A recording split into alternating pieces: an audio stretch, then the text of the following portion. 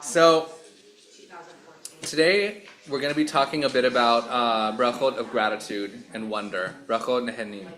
And we're going to sort of go through these three Mishnahs, these three Mishnayot from Masechet Brachot, and sort of explore what do we say Brachot on, why do we say them, and what that adds to our day-to-day, if anything. So I'd like us to sort of jump right in. So if you look at the source sheet in front of you, you'll see the Hebrew on the right, and you'll see the English on the left. What you see in bold is what is more or less the direct translation of the Hebrew, and the unbolded text is more explanatory information drawn from other commentaries.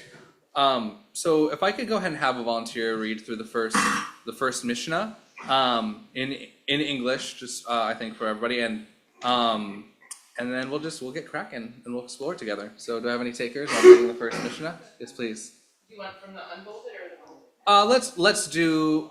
Let's do all of the English text. I think it'll give us greater context. This Mishnah, which includes all of this chapter's Mishnayot, contains a series of blessings and halachot that are not recited at specific times, but rather in response to various experiences and events.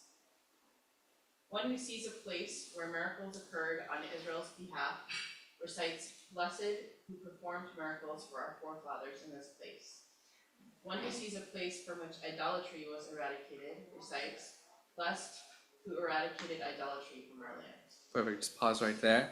Thank you. So, what stands out to us here? What's familiar? What's unfamiliar? What strikes us as unusual or noteworthy, maybe? Well, there's the question of miracles. Mm-hmm. So what constitutes a miracle? Great question. So when you say that you're going to say a bracha based on a miracle, you have to be able to recognize from what is the miracle. And a miracle may be something that is small and seemingly insignificant, or maybe something that was very significant.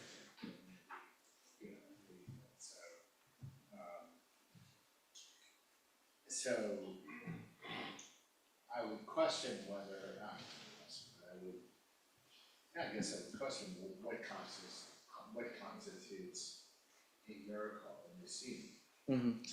Great question. I like that you noted things as both big and small. We're going to get into that a bit as we continue along. Any other? Yes, please. The use of the word place, like one who sees a place where something occurred, but then the bracha is not on the place, the bracha is on the thing that happened there. Right. I don't know, that seems different to me than like if you're eating something, so you're actually consuming something, and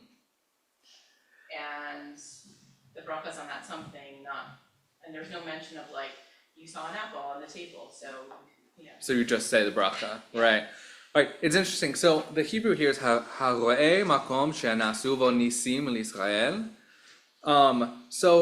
And says Omer baruch she'asa nisim lavotenu b'makom hazeh. So that last part, baruch she'asa nisim lavotenu b'makom hazeh. Does that sound like a bracha that we're familiar with? Yeah. Yeah. What bracha? Yeah, it's From Hanukkah. Well, what does it say instead? What is different? Yeah, which is an interesting. It sort of brings into the conversation, sort of what you pointed out. Is it, do we just say the bracha at the specific makom? Do we say it about the miracle? Do we sort of like solve the problem by saying, it's going to be related to the miracle that happened in time, not necessarily as tied to the place.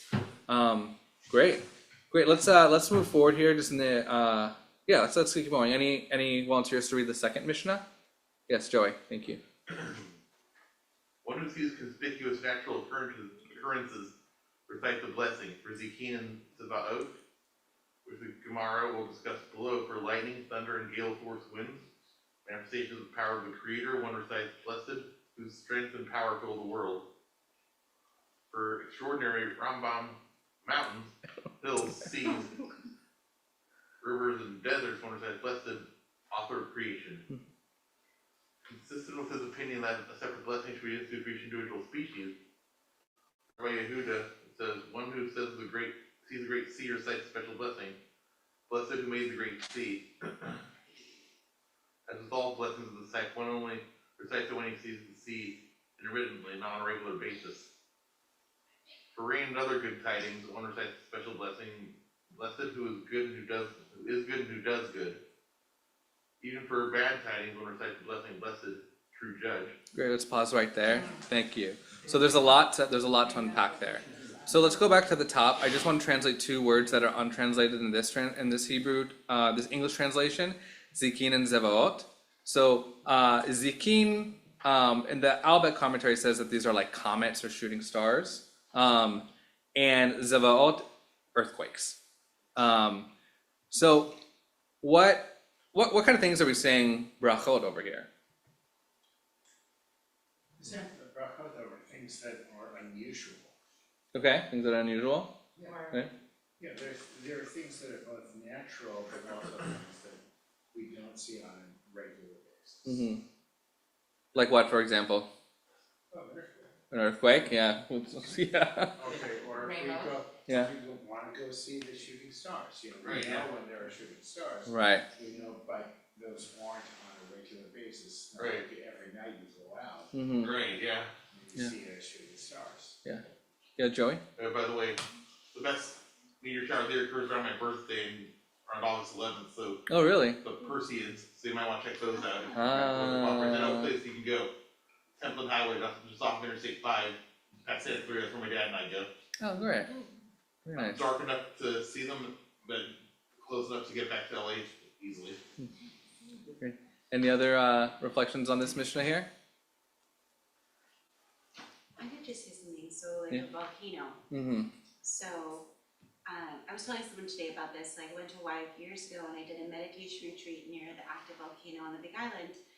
And someone was asking me, oh, what's the name of the retreat center? I wanna go there. And I said, well, it no longer exists. Mm-hmm. Because then the volcano erupted and it's now covered under lava. And they were Mm-hmm. like, oh, and I was like, no, it's okay, that's what volcanoes do. Mm-hmm. But, and the people that owned this retreat center, while I was there, they said, we know that one day this might be under lava, so we have insurance, and we're okay with the impermanence of it. Mm-hmm. But if they weren't okay with the permanence of it, or if they didn't have insurance, it would be disastrous, or what if this was their only home?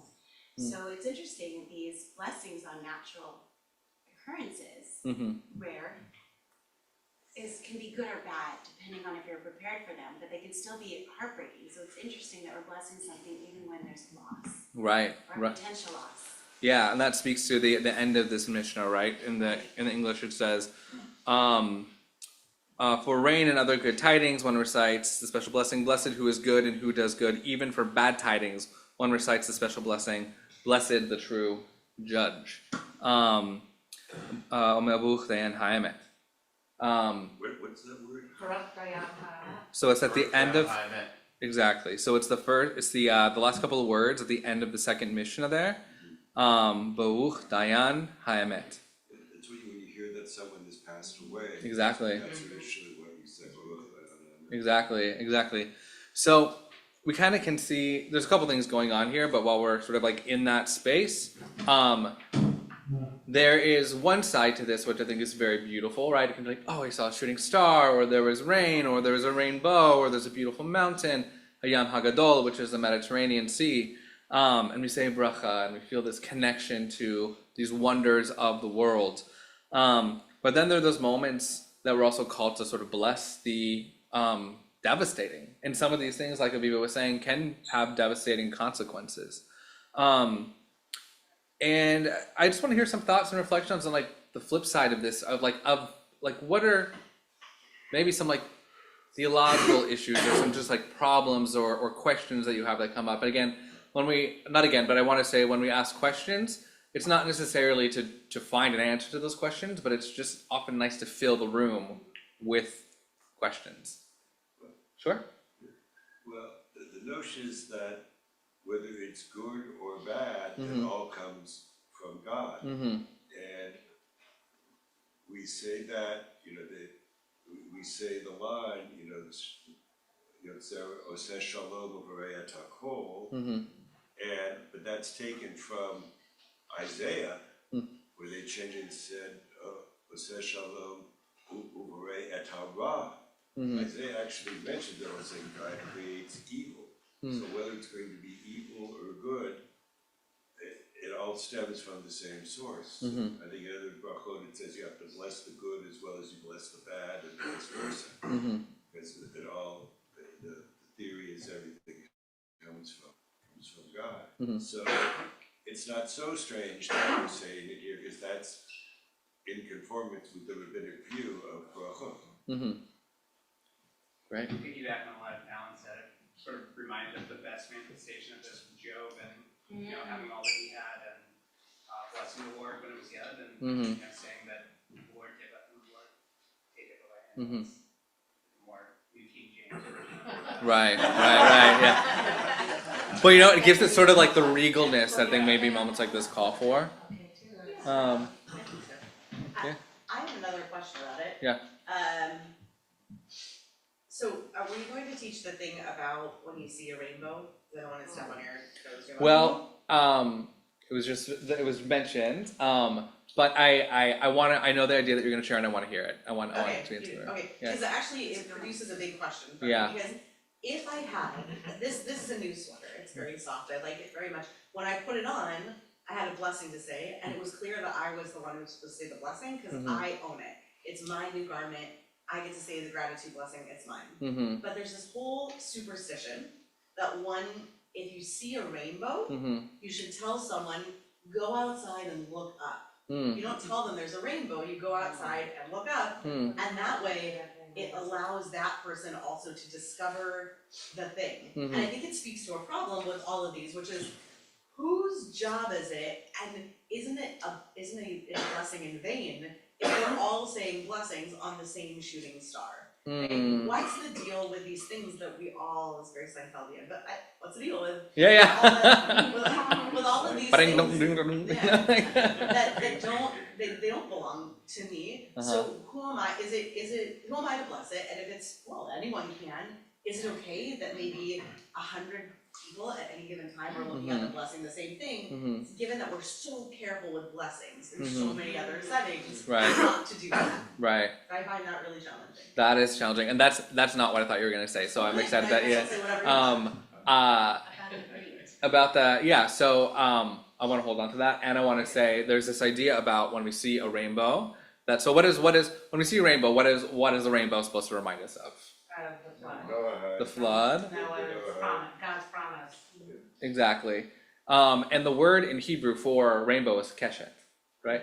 Which is also the word for literally bow, like a bow and arrow.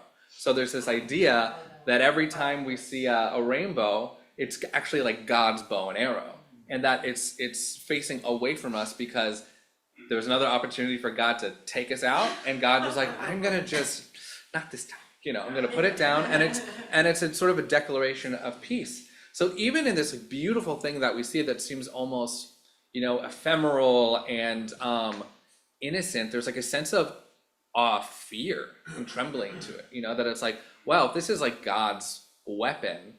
God maybe thought about taking us out and then decided not to. Which I learned that last year. I thought that was mind blowing. Yes. I always thought that the blessing when you see a rainbow was Zocher Habrit. That's what you're doing to remember the covenant. Exactly. So I think if everyone looks up and sees that it says Zocher Habrit, I think that's a positive thing for everyone to be able to do that. I like the idea that don't tell them that there's a rainbow because it doesn't have a surprise. I like that. I haven't heard that before. That when there was that rainbow that we had not that long ago that went across the entire sky. Yes. Oh, it was So incredible. it was right out, and my neighbor across the street said, go outside. She didn't tell me. I wonder if the Orthodox kids told her not to tell me. But she said, go outside and look up. And I walked out, and I had never seen anything like that in my life. And a rainbow literally went from there all the way there, and it was a full So rainbow. cool. Wow. Yeah, it was crazy. It tells me something about maybe the blessing that we're saying is blessing on the experience of discovering the Mm, thing, the news, the whatever. mhm, And every one of us can have that individual discovery. mhm. But part of me thinks that that's a bit of a cop out because we Right. are so careful with blessing. But I also wonder, so another time that we say brachot pretty regularly is over food, right? There are a couple, there's I think many malchakot about many things, but what I learned, which was then recently challenged in class, which was great, so I'm thinking about it a bit more, but like that when we say a blessing on a food item, this blessing is actually a means by which to transfer that food item from God's ownership to our ownership, right? So it's like transactional in a way, right? So, and it's more personal. But I then wonder, maybe as like one of many responses to this question of like, does it matter that so many people are saying a blessing over this natural wonder? I mean, there's no way that I could say a bracha over a mountain and that mountain becomes mine. That's not my dominion. That's not my property. Sure. I'm just thinking about food. I just finished reading The Slaughterman's Daughter a couple days ago. And it reminds me of, being very hungry, in the Pale Settlement, not knowing often where your next meal might be coming from. And when, we all know where our next meal is coming from. And so saying a bracha or washing before or eating our motzi or whatever might be really rote. And we're just doing it because we do it. But for people that really, they are really blessed to have a meal right now, that they're not taking it for granted. Yeah, and I think thank you for saying that. I think that speaks to a really important part of brachot of gratitude and wonder, that it's supposed to draw our attention to something that we might otherwise just ignore. The next time, God willing, you are in Tel Aviv or any part of Israel that you can see the Mediterranean, take the opportunity to say the bracha over Hayam Hagadol. Because I think that when we have these tools at our disposal, it creates there is this added element of wonder of oh yeah, I actually haven't seen the Mediterranean for maybe years or maybe at minimum 30 days, because there's this idea that if you see something, you don't say bracha over it every single day necessarily, but if you see it infrequently. So with the Yam Hagadol, the Mediterranean, the rule of thumb is kind of every 30 days. So if I haven't been to Tel Aviv for 30 days, or I haven't seen the Mediterranean for 30 days, I can say the bracha again. And I think it just adds a level of wonder and awareness, because we could just sort of show up and okay, there's the Mediterranean. But it can create an opportunity to think about the fact that this is this giant sea that connects the Near East, Europe, North Africa, and to think about all the things that have sort of transpired in this area. It opens up an opportunity, right? Great. Let's finish off reading this Mishnah, and then in the interest of time, I want us to just keep moving forward. Does anybody want to read the third Mishnah for us?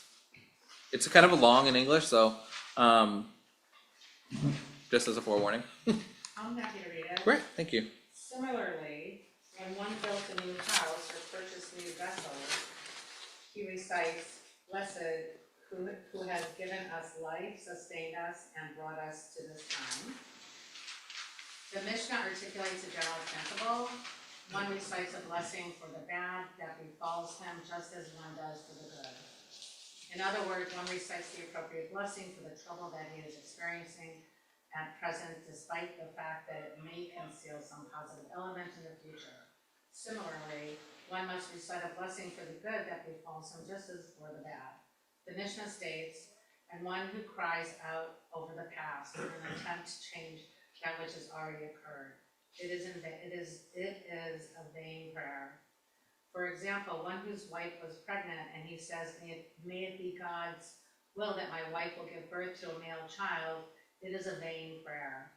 Or one who was walking on the path home and he heard the sound of a scream in the city and he says, may it be God's will that the scream will not be from my house. It is a vain prayer. In both cases, the event already occurred. Right. I think this is such an interesting statement, and before I say anything, I want to hear what everyone else has to say. There was a source of something in one of about someone coming to a town, and he says, he sees there's a big fire there, he says, boy, I pray that this is not my house. And this is that concept of praying for something that you have no control over, that's already taken place, would be a brachot, a very prayer. Right. But then what about when we say Baruch Dayan Ha'emet, the person's already died? I think that's more of an acknowledgement of the fact that it has taken place, and it's not you're hoping for a different result. Got it, yeah, right. Okay. Anything else? I think it points out. I think that this is one more way that we can express the difference between blessing and prayer. Blessings are one of the categories, like a rectangle is a square is a type of rectangle, not rectangle isn't necessarily a type of square. It's that same deal with prayers and blessings. I think that this is a differential. We're not trying to affect the universe with it. Right.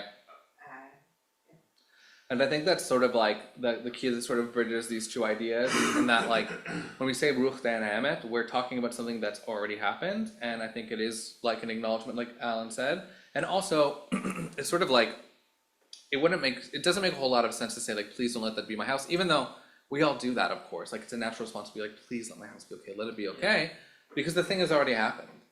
And people do that. People do that, and I think it's human nature. Big fires. And it is a vain prayer. Yeah. I mean, it is a vain prayer. It's about it's self-centered, and egocentric, but I think that's really human. Right. I think in a way it speaks to the fact that like we oftentimes when we feel powerless, one of the tools that we turn to is prayer or saying brachot, right? Like when we just don't know, like that is what is at our immediate disposal. Like you could say, Yeah. for instance, I hope everyone gets out of that house. I hope the firefighters make good decisions. I hope they don't lose everything. Right. I hope that their pets are safe. Yeah. Like it's your own your house or your neighbor's house. So it's like a switching of what you have power. If you think prayers have power, and we all pray, so we must assume they have some power. We assume that someone's listening. Maybe it even softens our own heart when we pray that way. But you think about like to just shift it.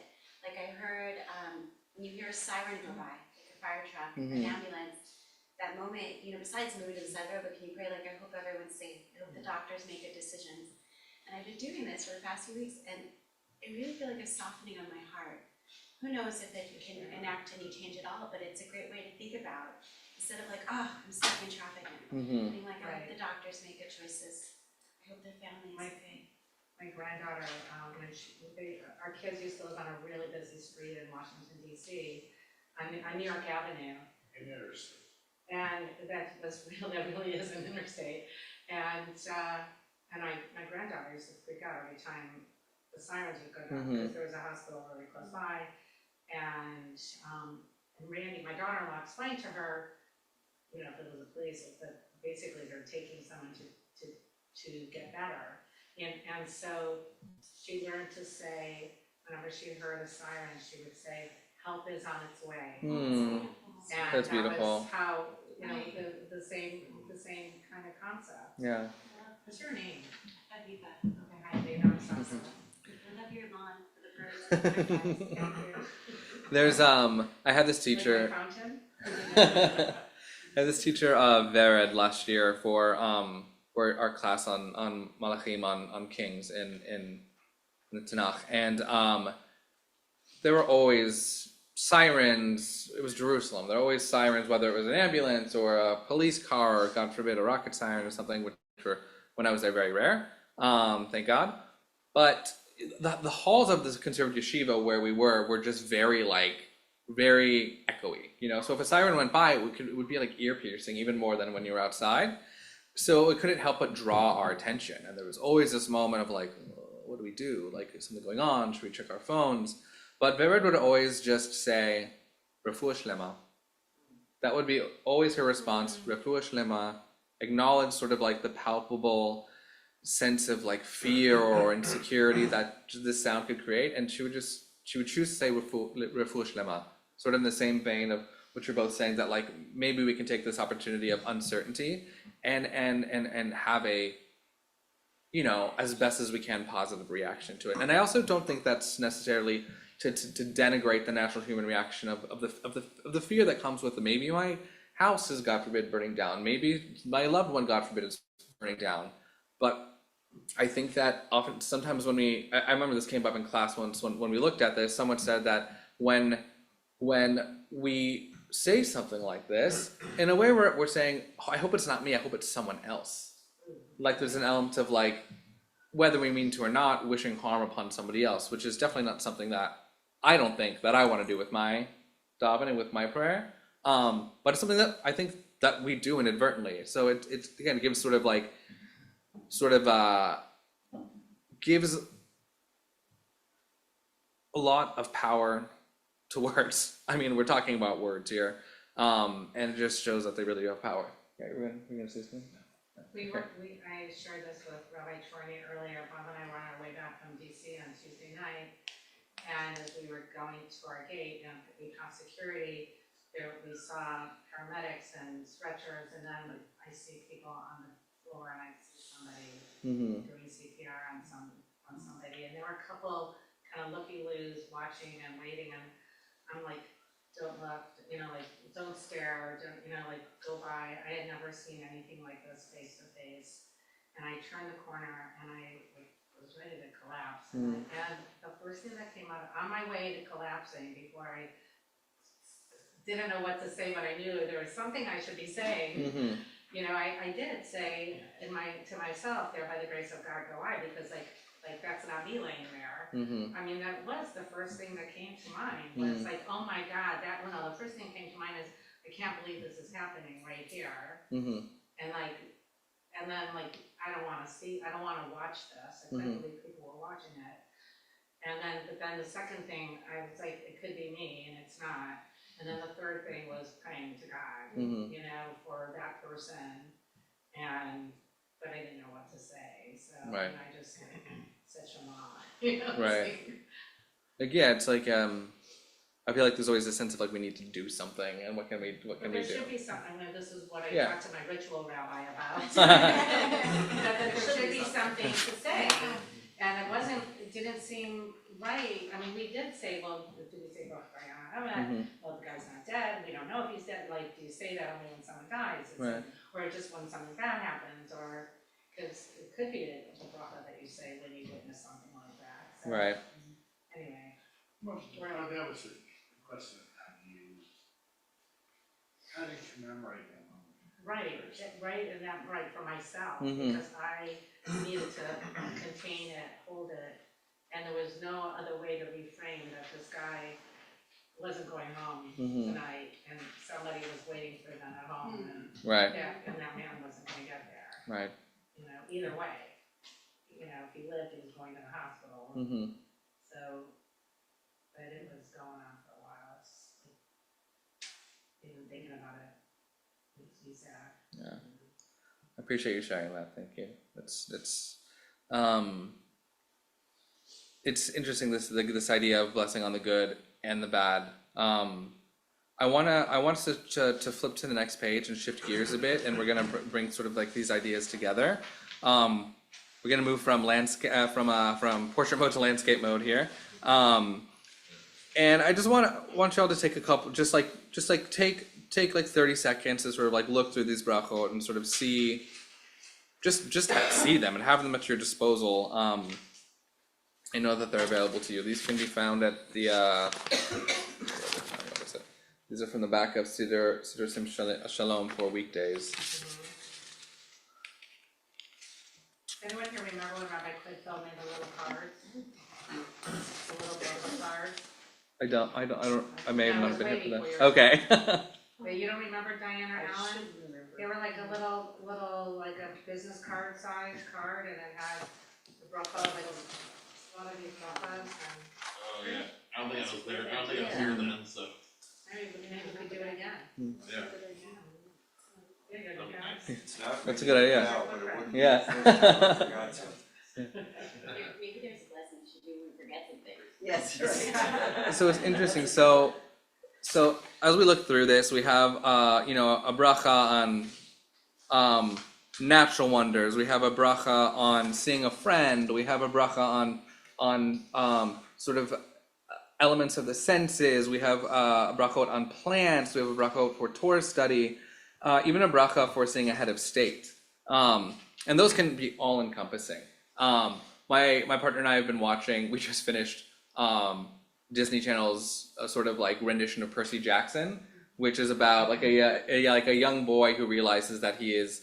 This is funny to be teaching this class, but he realizes that he's like a demigod, and there's this whole story, and it deals with like the Greek gods, right? And I thought to myself, at first I was like, oh, this is a really cool show. I still think it is a really cool show. Then I was like, man, there's like a god of the ocean, there's a god of war, there's a god of the underworld. It's like, who do you know who to talk to? It seems exhausting. But it's interesting because like when things are separated like that, there's like a level of, I think it can give us like a level of convenience and comfort to say that like when something bad happens, it's because of the god of the underworld, or when something bad happens, it's because of the god of something good happens, and I don't know, I got a good fish, it's because of the god of the sea. But our tradition doesn't necessarily allow us that convenience, right? It doesn't necessarily allow it, it absolutely prohibits it. Yeah, no. What I mean, no, of course, of like, what I mean by like that sort of allowance, of course, like prohibits like worshiping any god but Yod He Vav He, but that is to say that like we acknowledge that all things come from the single source, which then forces us both to stand in the wonder, to stand in the complexity, to sit with the discomfort, the anger, and everything that comes with it. I guess that's kind of the main thing I wanted to sort of take away from this, and did you have something to say? No, just realizing how remarkable it is, because a few weeks ago at Sudash's sheet with some of these same people, you're revisiting the words of the prophets, Vayoma Hui Adonai Echad U'Shmo Echad, and different pieces of Talmud with where the Bible was, and the idea that on that day God will be one God, that the proof text that the Gemara brings is that, or rather this is the proof text that the Gemara brings to say, and then on that day, there will only be one way of responding to all news. It will all be Barachatot Meiti. There will be no Baruch Zayin Emet, because there will be this acknowledgement of the actual and absolute oneness of God, that all of it goes towards one plan in the universe. So it's resonant for me. I've still been sitting with that idea, but I appreciate this idea of one of the purposes of Brachot being the unification of God. That's what we're doing, is we're actually bringing all the aspects of God back to the same address. Right. Thank you. I read a Rash about that this week. About the attributes of, right, okay. So before we close and move into Mariv, if you could just flip to the very back here, we have a quote by Abraham Joshua Heschel that I'm just going to read here for us to sort of meditate on and take away. The insights of wonder must be constantly kept alive. Since there is a need for daily wonder, there is a need for daily worship. This is one of the goals of the Jewish way of living, to experience commonplace deeds as spiritual adventures, to feel the hidden love and wisdom in all things. With that, I thank you for being part of it.